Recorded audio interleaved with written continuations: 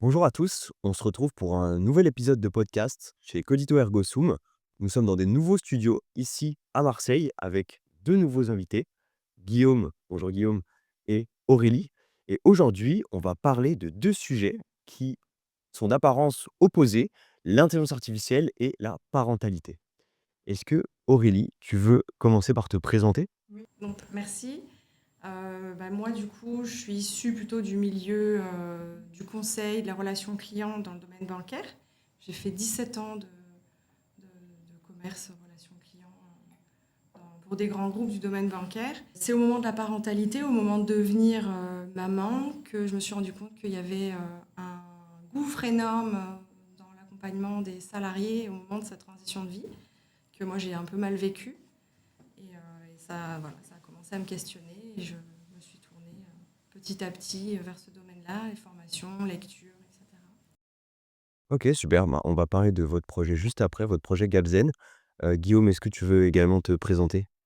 Donc moi, j'ai un passé, de coach dans le milieu du sport et ça fait maintenant une dizaine d'années que je suis dans le milieu bancaire et je suis directeur d'agence bancaire sur Marseille. On est une famille recomposée avec Aurélie. On a, comme elle l'a dit, on a plusieurs enfants qui s'échelonnent de 5 ans à 29 ans, et c'est donc naturellement que j'ai rejoint Aurélie et que ça m'a sensibilisé quand elle m'a parlé de son projet.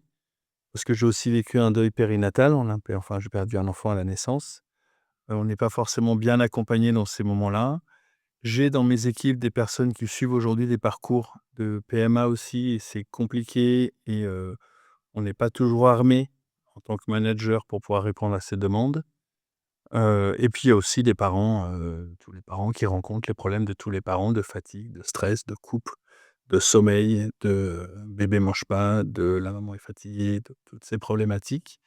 Donc c'est vrai que c'est aujourd'hui un plaisir d'être avec Aurélie sur ces sujets et de l'accompagner donc un peu sur toutes les affaires externes, les relations. Moi, je m'occupe un peu plutôt de ça.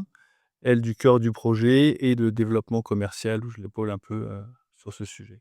OK, Guillaume, du coup, tu nous as dit que voilà, le mariage vous avait réunis dans un premier temps, mais il y a également votre, entreprise, votre projet d'entreprise, Gabzen.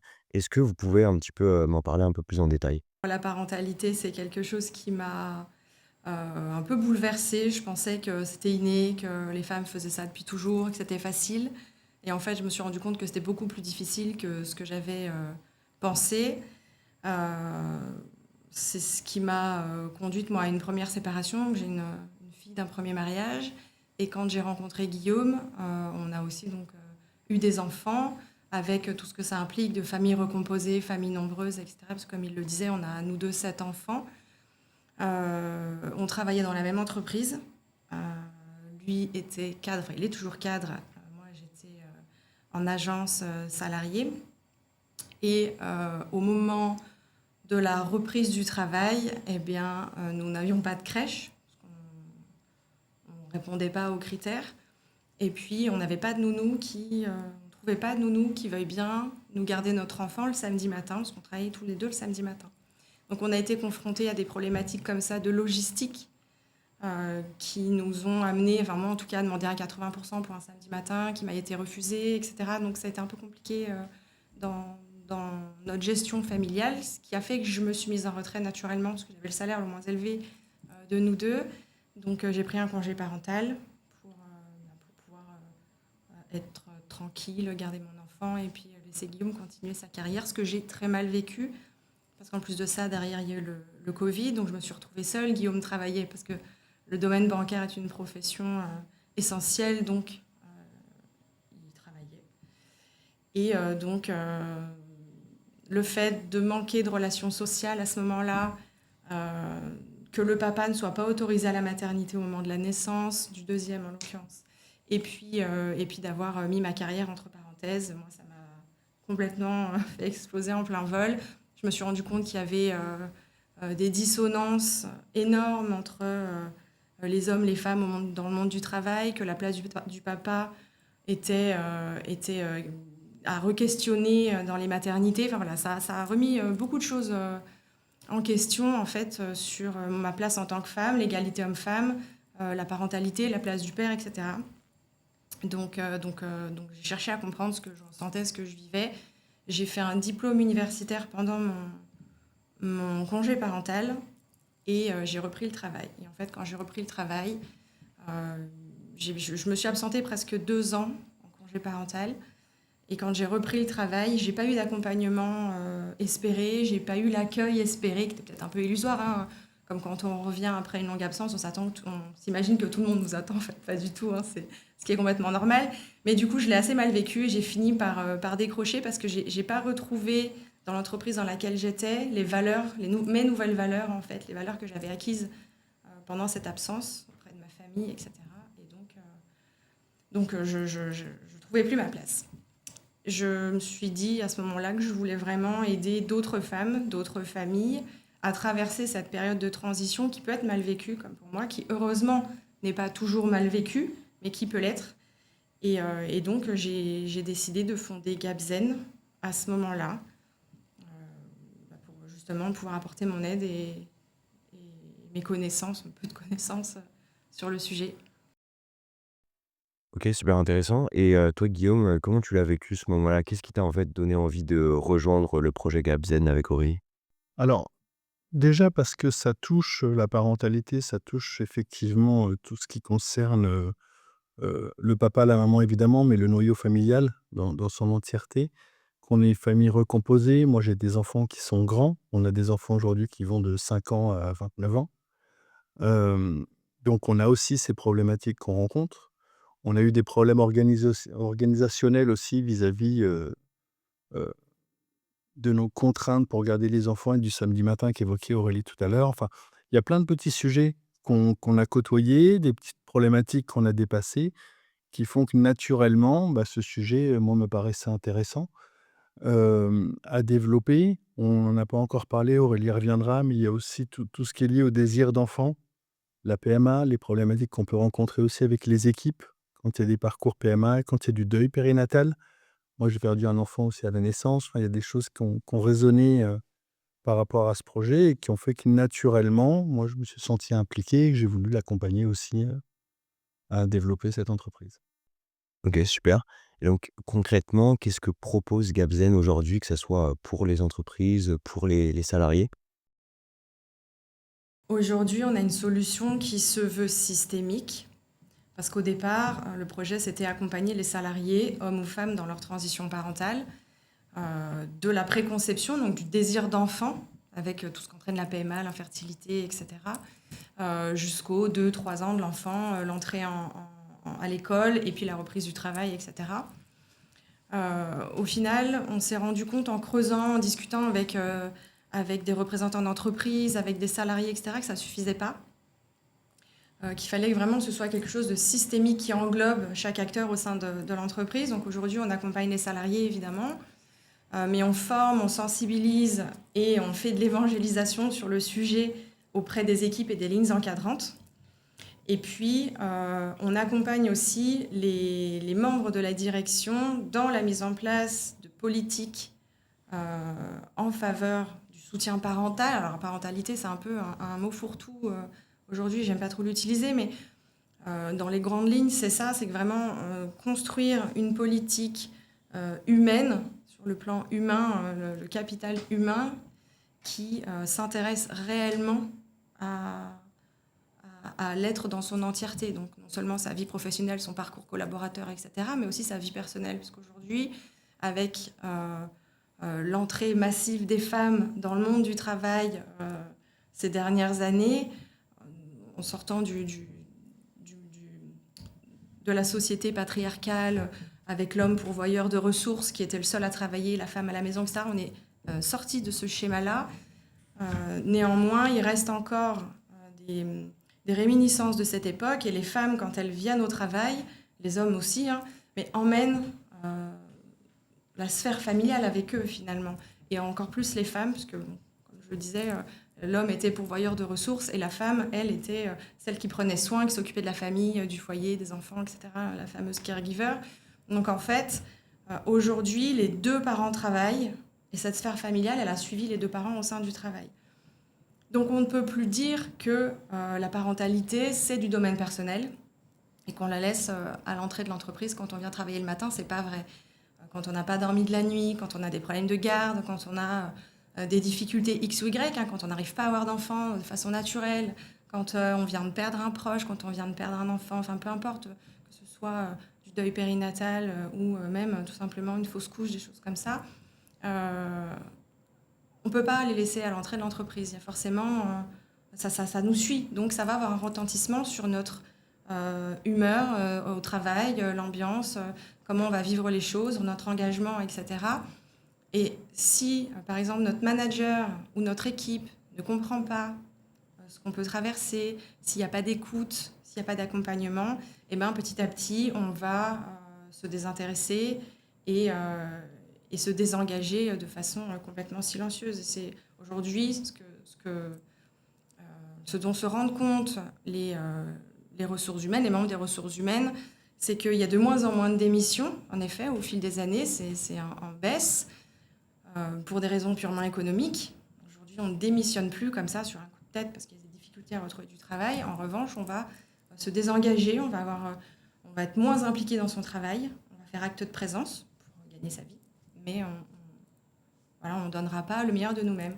Alors que si on a une équipe dans laquelle on est bien, si on a un manager qui comprend ce qu'on traverse, qui nous accompagne, ben, il y a une forme de réciprocité qui se met en place et un engagement envers la structure qui a compris que la sphère privée avait une importance. Et donc, forcément, on va être plus engagé, on va donner le meilleur de nous-mêmes. Et ça marche dans toutes les relations, ça marche dans le couple, ça marche dans les relations amicales. Voilà, c'est de l'humain, tout simplement. Donc, c'est important aujourd'hui. Disait Aurélie par rapport au management, c'est vrai qu'aujourd'hui, et moi le premier, c'est difficile d'intégrer dans sa relation avec les équipes sa vie privée.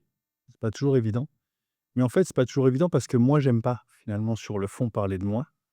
En revanche, les équipes, elles sont demandeuses de ça. Elles parlent souvent de ce qu'elles ont fait le week-end.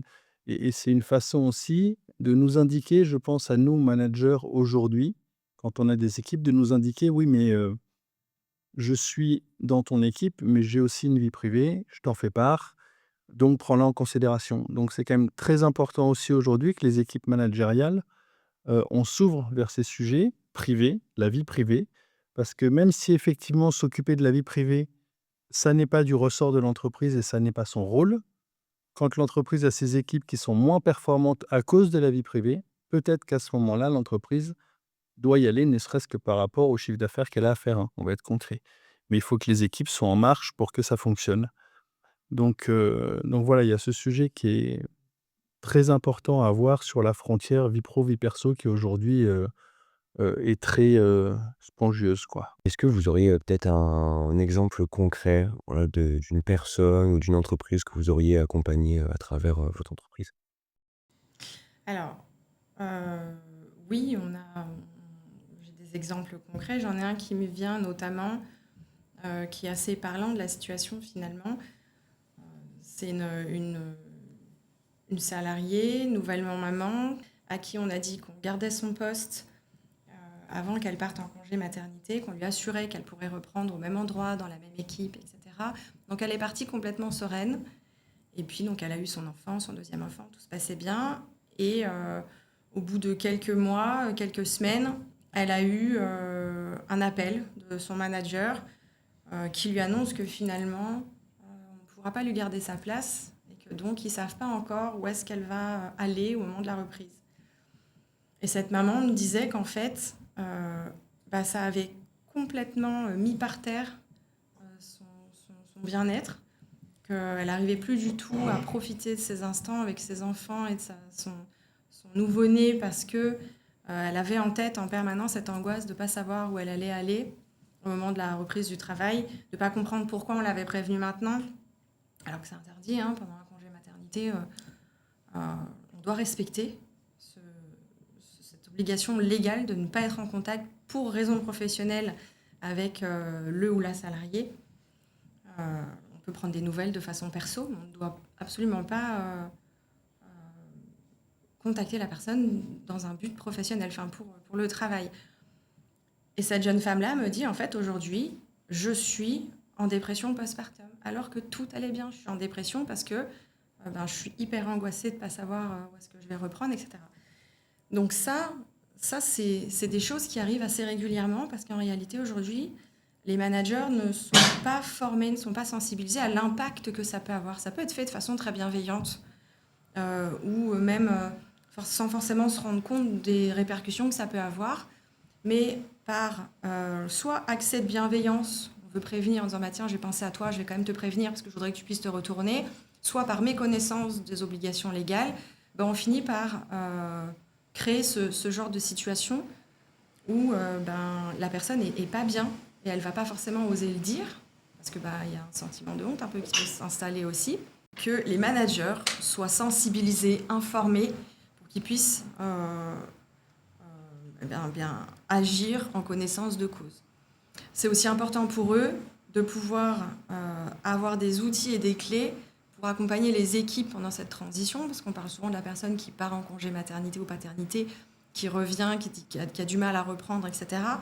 Mais on ne pense pas aussi aux équipes sur qui finalement la charge de travail repose. Parce que pendant que cette personne n'est pas là, bien souvent le congé maternité n'est pas remplacé, par exemple. Dans certaines entreprises, ça peut durer très longtemps. Et puis, le travail va être réparti sur l'équipe qui reste. Ça peut créer des dissensions, de l'incompréhension, des fois une mauvaise ambiance. Donc, c'est aussi important d'apporter des outils au manager pour que lui sache comment faire en sorte que l'entreprise continue de tourner, que l'équipe continue de tourner, que tout se passe bien. Parce que c'est compliqué pour eux aussi. Ils n'ont pas forcément les clés, ils n'ont pas forcément les outils. Donc il y a le besoin de connaissance et de formation d'un point de vue accompagnement de la personne, mais aussi les clés en tant que manager, parce que souvent ils se sentent seuls et ils ne savent pas toujours comment agir. Pour donner un petit peu de contexte, moi j'ai rencontré Guillaume en début d'année au Grand Bain à Marseille, organisé par la French Tech Ex Marseille. Et à cette époque-là, Guillaume Gabzen avait un besoin qui s'est transformé en fait en projet à part entière. Est-ce que Guillaume, tu peux nous en parler? Oui, alors effectivement, Gabzen a été lauréat French Tech sur 2025, ce qui nous a permis aussi d'avoir une subvention de la BPI, on va les nommer pour le coup, parce qu'on était bien content de l'avoir, qu'on a pu investir dans ce projet, qu'Aurélie va nous détailler juste après, mais surtout, on commençait à se rendre compte qu'on avait forcément besoin d'avoir soit des remontées d'analyse, soit des analyses de données ou de contenu qu'on avait suite aux différents accompagnements qu'on faisait. Heu et en plus, on s'est un petit peu orienté sur l'année 2025 et la fin de l'année, sur de plus en plus de prévention, au niveau de la santé et de la prévention des risques psychosociaux, RPS comme on les nomme, hein, liés à la parentalité. Donc on avait aussi besoin d'avoir des remontées chiffrées de données pour pouvoir, montrer aussi que, ce qu'on mettait en place comme accompagnement avait des impacts au niveau de l'entreprise. Donc Aurélie, je ne sais pas si tu veux détailler un petit peu peut-être? Donc on en est vraiment aux prémices. On a d'abord développé une plateforme de contenu, donc avec des audios, des vidéos, des outils pour accompagner les salariés. On a aussi déposé nos formations managers, des webinaires, etc. sur cette plateforme.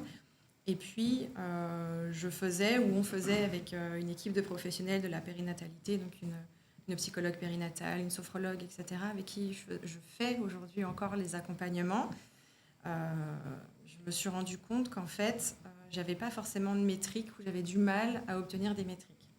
Donc, on a eu l'idée avec Guillaume de créer ce questionnaire avant, après, pour pouvoir le faire avant, après l'accompagnement, pour avoir des données qui nous permettent d'évaluer un ressenti et de dire si en effet notre accompagnement a eu un impact.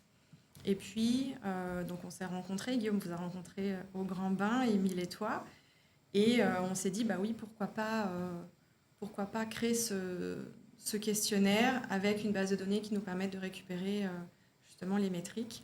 Et c'est en discutant ensemble qu'après, on a vu le champ des possibles liés à l'IA notamment, choses auxquelles on pensait, mais qu'on ne pensait pas forcément pouvoir avoir accès maintenant. Et voilà, donc c'est ce qui a ensuite mené à la création de Prévenzen. C'est ça. Et donc c'est une plateforme qui a été développée par Codito Ergo Sum. Donc c'est un SaaS, Software as a Service, avec 2 agents IA. Le premier agent IA, c'est un agent IA, en fait, qui fait office, voilà, de questionnaire, mais qui va pouvoir également, prendre, par exemple, des réponses qui soient personnalisées. Si parmi toutes les différentes possibilités, elles ne conviennent pas forcément à l'utilisateur, la personne pourra tout à fait écrire une réponse personnalisée et l'agent IA pourra réagir, adapter et faire un scoring qui soit vraiment adapté à cette personne. Et également, on va avoir un deuxième agent IA, donc un agent IA qui est associé à une base RAG, donc de plus de, je crois, 14 000 pages de documentation. On l'a un peu élagué, mais oui, il y a énormément de sources. Et donc cet agent IA, est-ce que tu peux nous expliquer un petit peu à quoi il veut servir dans votre projet? Alors, comme tu disais, le questionnaire, c'est pour pouvoir orienter l'utilisateur en fonction de son besoin. Donc, si c'est le salarié, il va le diriger vers les contenus qui répondent à son besoin. Si c'est un manager, la même chose, etc. Le deuxième agent, c'est plutôt un agent conversationnel qui, lui, va répondre à des questions quotidiennes qu'on peut se poser, enfin, qu'on pourrait poser à une amie, ou, enfin, voilà, mais qui est paramétré pour alerter ou en tout cas orienter dès qu'il y a une suspicion de mal-être. Dès qu'on commence à rentrer dans des questions orientées sur le sommeil, sur la fatigue, sur ce genre de sujet, dès lors qu'il y a une interrogation sur le bien-être de la personne, l'agent va automatiquement proposer un rendez-vous avec notre psychologue périnatal, par exemple, ou proposer de contacter un professionnel de santé, en l'occurrence, ou un psychologue, pour s'assurer que la personne va bien, et peut-être pousser des numéros, même d'urgence. Voilà. Donc c'est vraiment dans un but de prévention et d'être aux prémices pour pouvoir orienter tout de suite. Alors c'est super intéressant. À l'heure où on parle, la plateforme est déjà sortie depuis fin 2025. Est-ce que déjà vous avez été, satisfait de votre collaboration avec, l'agence Codito? Et surtout, quelles vont être les prochaines étapes pour votre plateforme, pour votre projet?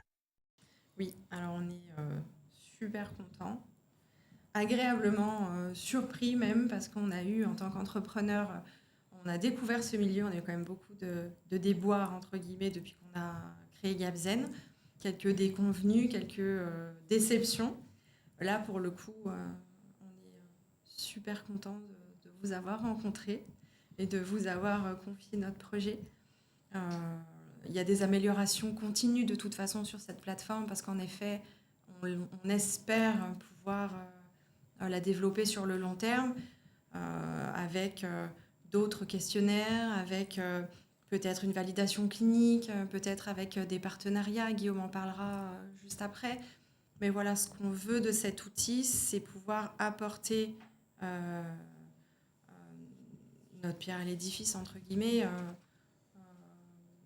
dans l'amélioration du bien-être des salariés. Et donc, on aimerait que ça devienne un outil de référence, en tout cas au sein des entreprises. Développer cet outil en partenariat avec des institutions et des acteurs de la santé. Oui, alors pour revenir juste sur, Émile et Pierre, que j'avais rencontrés au Grand Bain, on parle souvent nous d'Émile et Pierre parce que finalement il y a que vous qu'on a vu en physique, mais derrière il y a quand même toute une équipe, on s'en est rendu compte parce qu'on a fonctionné sur des groupes où on voyait qu'il y avait plusieurs intervenants selon les différents stades du projet. Donc c'est important de le mentionner aussi parce que quand on fait tout, on dit souvent: «Quand on fait tout, on fait rien». Mais là, ils font pas tout, il y a toute une équipe derrière qui a, chacun leur spécialisation, leur spécialité. Yes. Voilà, entre autres. Donc c'est vrai que c'était, intéressant et puis on avait aussi ce qui est agréable en tant que «client» entre guillemets, on avait un suivi régulier des différentes étapes de là où on en était, avec différentes phases. Enfin voilà, le projet était assez, bien monté et on est très content de cette, collaboration et donc merci donc et ça continue encore et par rapport donc au futur de Gabzen, on a intégré, il y a un mois, la French Care, pour justement faire le lien, avec la prévention des, RPS, risques psychosociaux liés à la parentalité et on veut vraiment dans le futur, arriver à devenir un acteur de cette prévention des RPS à travers différents, partenariats ou différentes relations qu'on a pu avoir, entre autres à Santé Neuve, du côté de, Bourgogne, Dijon, où on a fait un salon récemment. On a rencontré, des personnes qui étaient, aussi intéressées par ce sujet. On a des contacts aussi sur Marseille avec des gens qui pourraient être intéressés pour travailler avec nous et développer justement ce questionnaire et ces métriques, pour qu'on puisse justement montrer l'intérêt que peut avoir au sein d'une entreprise ou d'un particulier, ces accompagnements et cette prise de conscience des risques psychosociaux, liés à la parentalité. Eh beh, merci beaucoup Guillaume, merci Aurélie. Le podcast, touche à sa fin, c'était super intéressant. En tout cas, c'est des sujets, que, surtout pour moi, à mon âge, j'aborde pas souvent. Donc c'était franchement très instructif. Si jamais on veut utiliser votre plateforme, si on veut, faire appel à vos services, est-ce que vous pourriez un peu me dire, comment procéder? Alors aujourd'hui, on s'adresse essentiellement aux entreprises. Donc il faut que ce soit un membre de l'entreprise qui rentre en contact avec nous. Pour l'onboarding, donc c'est le salarié ou le cadre qui va aller directement s'inscrire sur la plateforme. Donc on a un process qui est aujourd'hui complètement RGPD. Euh, il s'inscrit ou elle s'inscrit et le process est assez fluide. Donc le questionnaire, puis l'orientation en fonction de ses besoins se fait directement en fait, à la suite des questions et il est dirigé ou elle est dirigée vers la plateforme qui correspond à son besoin. Eh ben, merci beaucoup en tout cas et puis on se retrouve pour, un prochain épisode.